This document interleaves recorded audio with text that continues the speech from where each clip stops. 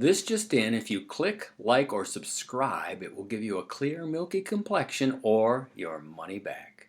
I did not know that.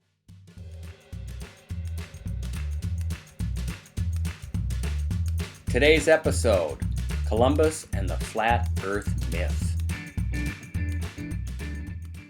Three of the most dangerous words in the English language are, quote, everybody knows that, unquote. Everybody knows that cracking your knuckles will give you arthritis.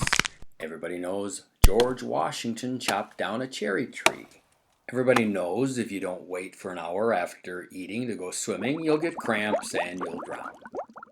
Of course, all these are false. What? You probably were told that Christopher Columbus sailed the ocean blue in 1492 from Spain and not only discovered America, but finally proved to the entire world that the earth wasn't flat.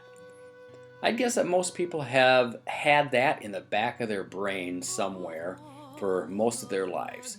Surprisingly, the idea that the general belief back then was that the earth was flat is totally incorrect. I mean, are you sure you're not just jumping to conclusions here? No. Historian Jeffrey Burton Russell said that no educated person in the history of Western civilization from the 3rd century BC onward believed that the earth was flat.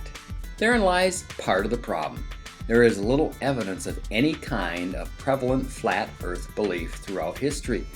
Sure, there are always groups of people or individuals who have believed weird things. For example, there are actually people now who believe the Titanic never sank, or others that believe the earth is hollow and there is another civilization that lives inside.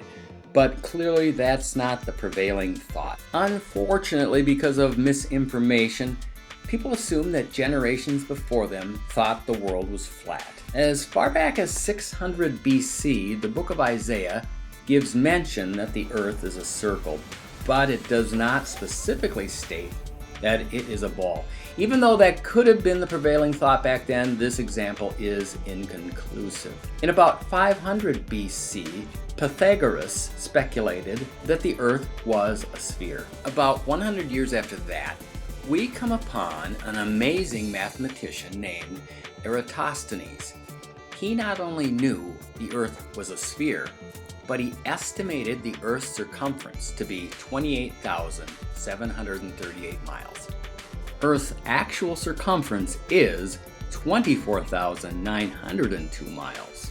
That's incredible. We find that during the Middle Ages, all scholars proclaimed a spherical earth, and that theologian and philosopher Thomas Aquinas, who lived in the 1200s, taught that the world was a sphere. Books published between 1300 and 1500, such as Dante's Divine Comedy, referred to a round earth.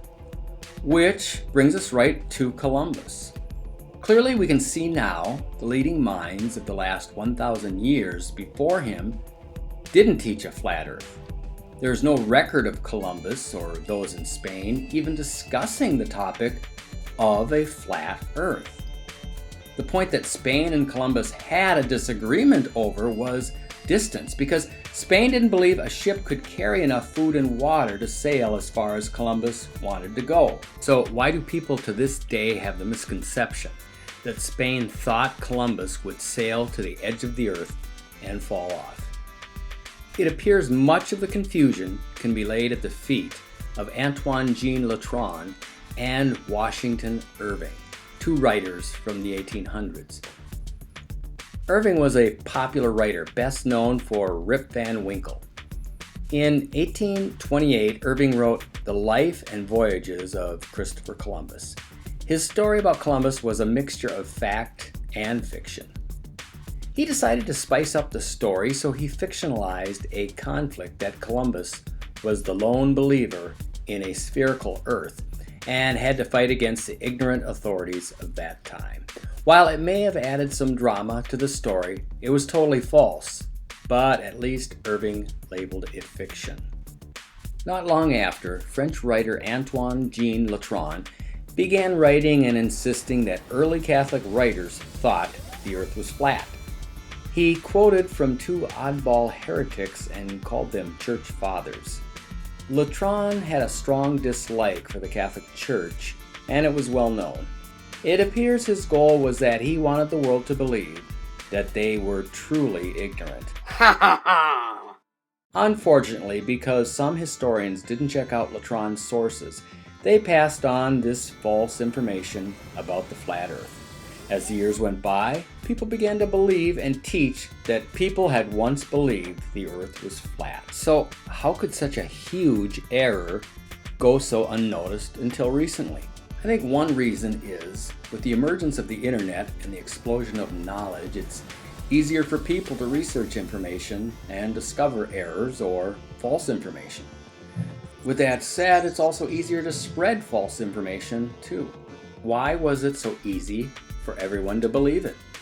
One person suggested that it's because humans have such a desire to consider themselves enlightened and superior to their ancestors. In other words, we want to believe things that supposedly show how much smarter we are today. I don't know. What do you think? Leave your thoughts below.